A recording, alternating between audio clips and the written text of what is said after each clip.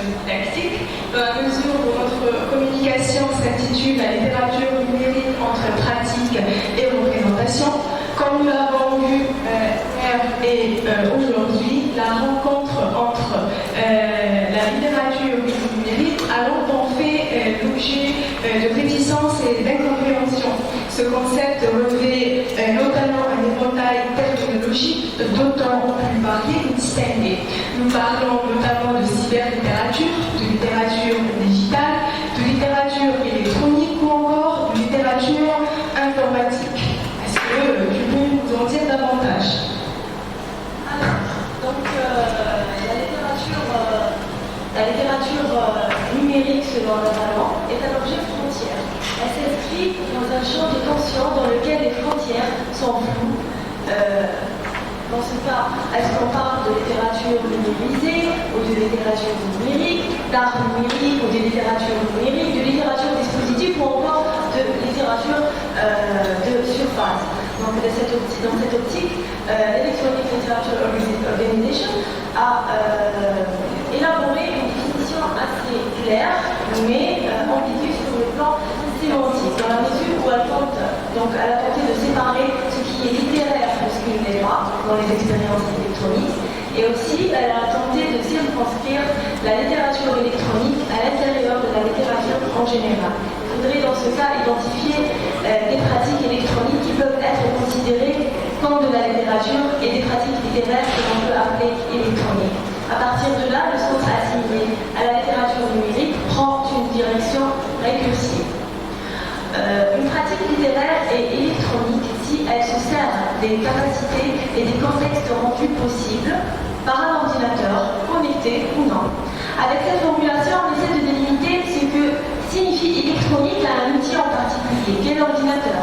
Or, évidemment, cette délimitation reste vague, car à l'ère actuelle, il est difficile d'imaginer une littérature produite sans l'utilisation d'un ordinateur. À cet effet, en 1985, Barclay écrivait une nouvelle épistolaire humoristique intitulée The Processed Word, dans laquelle un écrivain déclarait que seule la littérature naturelle était digne de ce nom. La littérature naturelle serait celle produite sans l'aide d'un logiciel de traitement de texte, mais avec une authentique et naturelle machine à écrire. Il ajoute: je ne crois pas me tromper en disant que la totalité de la littérature à laquelle nous pouvons avoir accès aujourd'hui se sert d'un ordinateur. Soit au moment de la production, les écrivains utilisent un ordinateur pour écrire, pour chercher des informations, pour communiquer avec les éditeurs, soit lors du processus éditorial pour la mise en page, l'impression, la diffusion, l'achat en ligne et la publicité. Qu'en est-il donc de cette complexité en contexte universitaire algérien?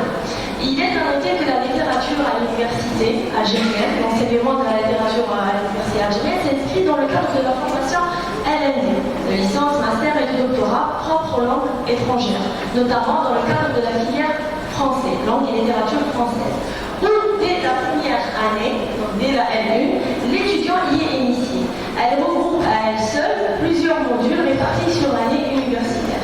Pour ce qui est de ces enseignements, ils sont purement traditionnels. Les enseignements dans le cadre, donc ils s'effectuent dans des cadres de cours magistraux à sens unique. C'est-à-dire que là, l'enseignant, il donne, mais il n'attend pas que l'autre interagisse, l'étudiant interagir avec lui. Et pour ce qui est de l'outil 10, il y a une absence accrue donc, des outils. Seulement une minorité utilise le PowerPoint, mais ça se fait dans les travaux dirigés et non pas dans les cours magistraux. À partir de ce qui a été dit, à partir de la réalité du terrain en contexte universitaire algérien et des différentes acceptions sur la littérature numérique que nous avons vues, nous nous interrogeons sur les représentations existantes en contexte universitaire algérien. Et dans le cadre de notre recherche, nous avons mené une enquête par le questionnaire qui a donné lieu à des environs statistiques. À travers cette technique, il nous a été possible de cerner les représentations internes des étudiants et des enseignants vis-à-vis de la littérature numérique. Il s'agissait en fait, dans notre cas, de collecter des données qui décrivent des phénomènes subjectifs, notamment les conceptions, les représentations, les qualifications et les opinions qui sous-tendent ce type de littérature. L'enquête a été menée le 18 novembre 2018 au niveau de l'université Belgium-Nord de Hanover, où nous avons administré un questionnaire anonyme à l'intention de 52 étudiants en licence 3 du département de français ainsi que 18 enseignants de littérature française du même département. Le questionnaire se constituait essentiellement de 3 questions, à savoir donner 5 mots ou expressions qui vous viennent à l'esprit lorsqu'on vous parle de littérature numérique, que signifie pour vous la littérature numérique, et enfin donner 3 adjectifs qui pourraient caractériser ce type de littérature. Nous allons sans plus tarder exposer les résultats relatifs au questionnaire des étudiants. La première question est en fait un test d'association verbale. Nous avons demandé aux étudiants de donner des mots, des expressions qui leur viennent à l'esprit lorsqu'on évoque le mot littérature numérique. Pour analyser, nous sommes appuyés sur la méthodologie effectuée par CADI en 2007 et qui met en place une méthodologie d'analyse d'association verbale. Cette méthode enveloppe une catégorisation d'un tout représentatif, à savoir dans ce cas le contenu de la représentation relatif à la littérature numérique. Sur la base des réponses qui ont été obtenues, nous avons relevé les mots récurrents. Et c'est à partir de 3 répétitions que nous avons commencé à considérer le mot comme étant répétitif, comme étant une opinion commune. Les résultats obtenus à cette question rendent compte d'une connaissance erronée émise de la part de la majorité des étudiants, dans la mesure où 73% d'entre eux la considèrent comme l'ensemble des lectures pouvant être lues sur Internet, à savoir par exemple les chroniques ou alors les ouvrages téléchargeables sur Internet. En l'associant, il associe à des supports électroniques, des sites Internet ou encore un mode de lecture. 27% seulement d'entre eux évoquent une littérature électronique rédigée à l'aide d'outils informatiques. La deuxième question, que signifie pour vous la littérature numérique, a pour objectif de consolider la première. En demandant la signification de la littérature numérique aux étudiants, nous voulons regrouper les résultats pour mieux ressortir les représentations effectives des étudiants quant à la cyberlittérature. Il est important de souligner ici que presque la moitié des étudiants, soit 44% d'entre eux, n'ont pas répondu à cette question. Cela pourrait nous renseigner sur leur incapacité justement à définir et à mettre des mots sur ce type de littérature. Les 56% qui restent ont voulu une définition pour le moins fausse, je vais dire, car ils la rapportent toujours aux livres qui sont mis sur Internet, aux livres qu'on peut télécharger, aux chroniques ou encore aux ouvrages numérisés. Concernant la troisième question, qualifier une notion ou un concept permet de déterminer les acceptions personnelles des individus. Et c'est dans ce sens que nous avons soumis cette question aux étudiants. L'aspect subjectif qu'ils peuvent manifester nous permettra de consolider notre analyse. À cette question également, il est à noter que certains étudiants n'ont pas pu répondre, soit 15% d'entre eux. Cet ensemble d'étudiants pourrait faire partie de ceux qui n'ont pas pu répondre à la question précédente, mais ça reste hypothétique. L'ensemble des adjectifs recueillis nous renseigne sur une conception certes erronée, mais qui revêt également un caractère simpliste. Nous avons les adjectifs faciles et abordables qui commutent avec une représentation entendée, les adjectifs fictifs et imaginaires qui eux aussi rejoignent une conception non maîtrisée de la littérature numérique, et les adjectifs personnels et réels qui rendraient compte peut-être d'une image et d'une représentation curieuse envers cette littérature. Je laisse la parole à ma collègue pour vous exposer les résultats des enseignants. Donc les enseignants aussi se sont traités à l'exercice d'association verbale et nous avons regroupé une série de définitions, d'appellations, on va dire, pour la littérature numérique. 39% des enseignants soulignent, mettent en avant une littérature numérique. 22% d'entre eux parlent de littérature informatique.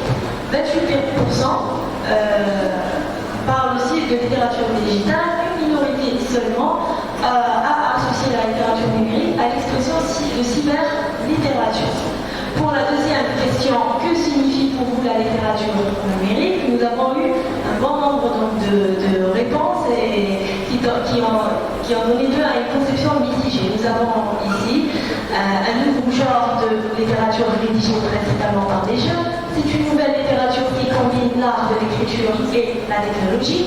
Des auteurs qui rédigent, qui publient les œuvres sur la toile. La littérature digitale du XXIe siècle. La littérature facile qui s'écrit et se lit sur Internet. Une littérature simple et de mauvaise qualité, à l'image des choses d'aujourd'hui. Une belle littérature qui répond aux besoins de la génération naissante. Là, nous avons une conception mitigée.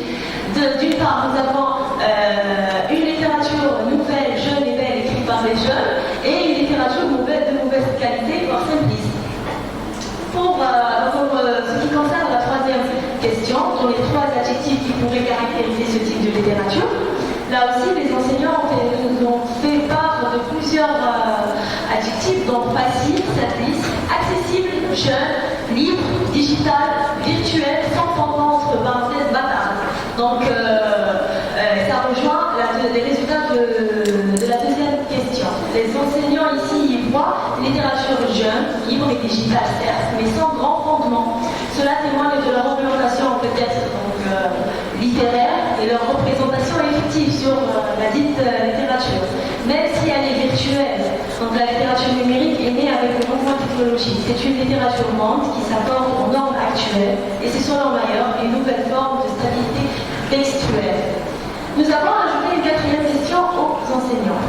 Faites-vous référence dans vos cours à la littérature numérique pour évaluer donc, les pratiques effectives de ces enseignants en contexte?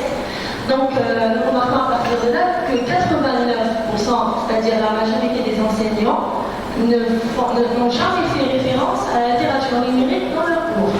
11% seulement y ont fait référence. Et l'ensemble des enseignants dans ce cas n'ont pas l'idée d'une littérature électronique et cela va de pair avec leur représentation qui se trouve être doctrinée par la traditionnelle littérature.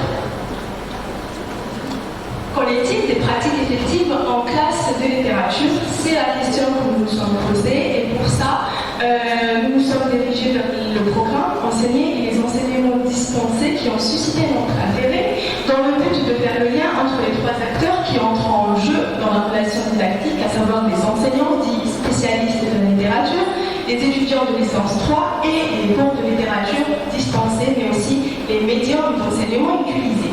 Afin d'expliciter les représentations des enseignants et des étudiants, nous avons tenté d'identifier la somme des enseignements en littérature dispensés au cours de la formation universitaire de licence. La première année, comme nous pouvons le voir ici, la première année de licence de français englobe trois principaux modules de littérature intitulés Panorama de la littérature, Initiation aux arts et Introduction au genre littéraire. Le nombre d'heures qui leur sont attribuées seulement au nombre de 4 heures par semaine. Pour ce qui est de la deuxième année de licence de français, nous soulignons une élévation des enseignements en littérature répartis sur 2 semestres, notant à cet effet 3 modules pour le premier semestre et 2 modules pour le second. Contrairement à la première année, nous enregistrons en moyenne 6 heures de cours par semaine. Cela témoigne d'une orientation littéraire fondamentale dans le cadre de la formation de licence de français.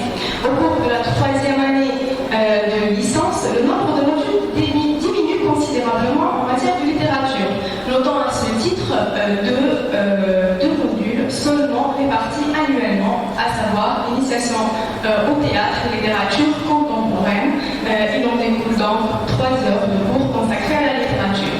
Au terme de cette description, nous dirons que la place de la littérature est indéniablement importante dans la formation de licence.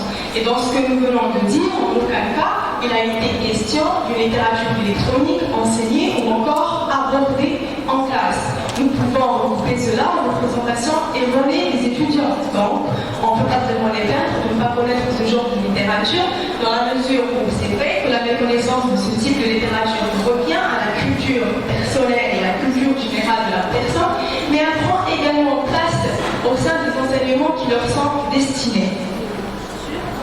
Pour conclure, nous pouvons dire que les représentations des enseignants et des étudiants quant à la littérature numérique varient entre conception simpliste pour les enseignants et erronée pour les étudiants. Il est clair que la littérature électronique revêt un statut encore